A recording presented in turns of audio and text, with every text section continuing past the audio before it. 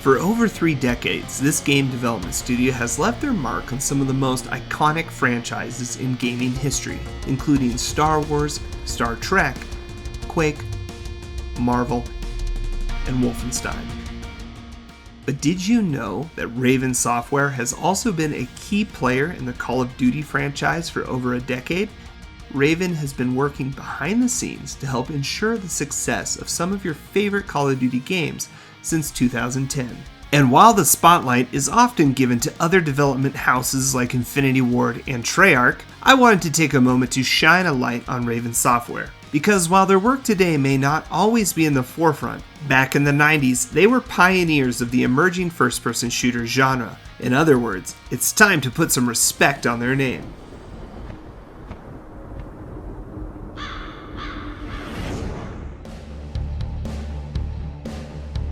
Raven Software was founded in 1990 by brothers Brian and Stephen Roffel, with the company starting small and developing the first-person role-playing games Black Crypt and Shadowcaster. In 1994, after the success of the Doom franchise, Raven would be approached by John Romero of id Software to collaborate on a new game. Because they were already working on another project, Raven Software would split their team in half, with one group continuing development on a shooter called Cyclones that ran off a modified Wolfenstein 3D engine, and the other team would begin development on a medieval fantasy game using the Doom engine, with Romero as the executive producer. This game would become Heretic, a first-person shooter with magic instead of firearms, an inventory system, and the ability to fly. Despite Heretic often being referred to as a Doom clone, the game is very different in terms of setting, and while it may not have been as huge of a success as its sci-fi big brother Doom, Heretic still established Raven Software as a serious player in the rapidly evolving gaming industry. The success of Heretic also cemented a strong relationship between Raven Software and id Software. Not wasting any time, Raven and Romero would release Hexen, Beyond Heretic, the next year in 1995. A sequel to Heretic, Hexen would feature 3 character classes, a fighter, a cleric, and a mage. The class system was a new concept for the developing first-person shooter genre, as each class offered a different way to play the game, and it was an amazing concept for replayability. Pick the fighter and the player will have a more melee experience, or pick the mage for a more ranged experience. The cleric offered a middle ground of sorts, and certain items would react differently depending on what class was using it. Hexen was also built on a modified version of the Doom engine that allowed the player to look up and down and jump. It also allowed for multiplayer network play with up to 8 players, and it also popularized the hub system of level progression in the first-person shooter genre. A hub is a system of maps which allows the player to travel freely between several levels while preserving their state between visits. Things like monsters killed, puzzles solved, items collected, etc. Also, unlike previous games which had relied purely on MIDI technology for music at the time, Hexen was one of the first games to play audio tracks from a CD. id Software would take many of these concepts and expand upon them in Quake, making the argument that without Hexen before it, we could have a very different Quake today. The most significant addition to the Doom engine was improved wall movement and rotation on the horizontal axis. Originally, the Doom engine did not allow for this, but with Hexen, it was made possible. These engine modifications also allowed better level scripting, where things like random sound effects could be scripted for more flexibility, as well as texture changes, pulsating lights, level initialization for deathmatch, scripted events, and even complex environmental changes such as earthquakes that would manipulate floor textures and heights. Together, Heretic and Hexen shipped an estimated 1 million units to consumers. The games were praised for their creativity, interesting power-ups, unique weapon designs, intense difficulty, and replayability because of the class system. Raven's success also garnered the attention of publisher Activision, who had purchased the studio in 1997 for $12 million, and Raven would become Activision's very first in-house developer. Raven's next game, Hexen 2, was also well received, and it expanded upon the gameplay of the previous games. Hexen 2 was originally titled Hecatome, and was slated to be the final game in a trilogy, but that plan was abandoned after John Romero left id Software in 1996. Activision, the distributor at the time, pressured Raven Software to split development of Hecatomb into two different games, Hexen 2 and Heretic 2, as Activision felt the previous entries in the series, Heretic and Hexen, were different enough from one another that they could be treated as separate entities going forward. Only a select few ideas of Romero's from Hecatomb would ultimately make their way into what became Hexen 2. Hexen 2 would be released in 1997 using a modified version of the Quake engine. Hexen 2 featured a single-player and multiplayer game mode, as well as 4 character classes to choose from, each with different abilities. The engine improvements allowed for destructible environments, mounted weapons, and unique level-up abilities. Like its predecessor, Hexen 2 also used a hub system where changes made in one level had effects in another. Heretic 2 was released the following year in 1998 as an action role-playing game built in the Quake 2 engine. And while Hexen 2 was met with mostly positive reviews, Heretic 2's change of camera and genre proved to be too much and would be a commercial flop. And despite the impressive feat of turning the Quake 2 engine into a third-person game, reviewers claimed that fans of first-person shooters, the target audience for this game, would be turned off due to the third-person perspective, and that is exactly what happened, as the game failed to sell even 30,000 units. In 2000, Raven put out Soldier of Fortune. The game was built around a modified version of the Quake 2 game engine, and it was the first game to utilize the Ghoul damage model engine developed by Raven Software. This introduced the ability to dismember enemies in combat, adding to the realism of the game. Upgraded versions of the Ghoul system were later used in other Raven titles, such as Soldier of Fortune 2, Double Helix, and Star Wars Jedi Knight 2, Jedi Outcast. Soldier of Fortune was a success, with most reviews praising the game, with the Ghoul damage system being the highlight for many, as it was considered breakthrough technology at the time. Throughout the remainder of the 2000s, Raven would continue to venture into third-person action games where their Star Wars and Marvel games were relatively successful, with them receiving high Metacritic scores and profitable sales figures. And despite developing a ton of third-person camera action games, Raven still put out the FPS games Star Trek Voyager Elite Force in 2000, Soldier of Fortune 2 Double Helix in 2002, and the game that personally introduced me to Raven Software, Quake 4, in 2005. Raven Software had proved that not only were they pioneers of the first-person shooter genre, but they could also create very critically acclaimed games for incredibly huge intellectual properties in other genres as well.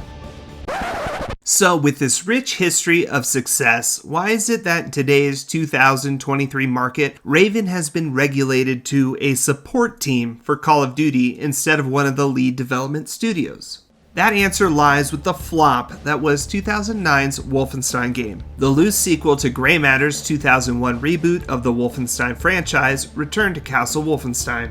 Raven's Wolfenstein was a first-person shooter, but instead of keeping the story simply about killing Nazis like its predecessors, Raven took more of an occultic Indiana Jones approach to their storytelling. For example, the game included a supernatural realm called the Veil, and while in the Veil, the player has access to certain special abilities, such as the power to slow down time, or an ethereal way to get around obstacles that exist on Earth. And while all of this sounds cool on paper, unfortunately the game fell flat and received lukewarm reception by critics. And while not all critics disliked the single-player campaign, almost everyone can unanimously agree that the multiplayer of Wolfenstein was where the game truly failed. You see, 2001's Return to Castle Wolfenstein's multiplayer was the most popular aspect of that game. It was so popular, a free multiplayer-only expansion called Wolfenstein Enemy Territory was released by Splash Damage, and this would launch an entirely new competitive gaming scene centered around it. It was safe to say that the Wolfenstein multiplayer bar had been set tremendously high. And unfortunately for Raven, the multiplayer of Wolfenstein 2009 was not entrusted to them, but to another studio, Indrant Studios. Former Wolfenstein enemy territory players and Quake Wars players alike were hyped to play this title. As someone who is personally very excited to play Wolfenstein's multiplayer, I can tell you from first-hand experience, Indrant failed to deliver in every sense of the word. The multiplayer was beyond broken on release day, and it would require a patch just mere hours after the game came out. These patches never really fixed the problem, and gamers were turned off almost instantly. The deadly combination of a lackluster single player and a broken multiplayer resulted in poor commercial sales, with the game only selling a combined 100,000 copies in its first month, which were way below projections. This would result in Activision laying off over 35 members of the Raven development team, and Indrant Studios would shut their doors altogether, with Wolfenstein being the only title that studio ever worked on. Yet, despite the failure of Wolfenstein, Raven was able to dust itself off and start on a new project, another first-person shooter called Singularity in 2010. Singularity was the first original intellectual property Raven had worked on since Soldier of Fortune, and was said to be inspired by Brian and Steve Raffles' memories of the Cold War era and their exploration of old abandoned buildings, including a World War II military base in the vicinity of Madison, Wisconsin. The main gameplay device in Singularity is an artifact known as the Time Manipulation Device. The player could use the TMD to move an object backwards or forwards in time, attract something and hold it indefinitely, or send a pulse of energy that can stun or kill enemies. And while many reviewers praised Singularity, others thought it was a knockoff of games like BioShock and Half-Life 2. Activision was disappointed with Singularity's sales, which came out under 400,000 copies overall, and this resulted in another 40 or so layoffs for Raven Software.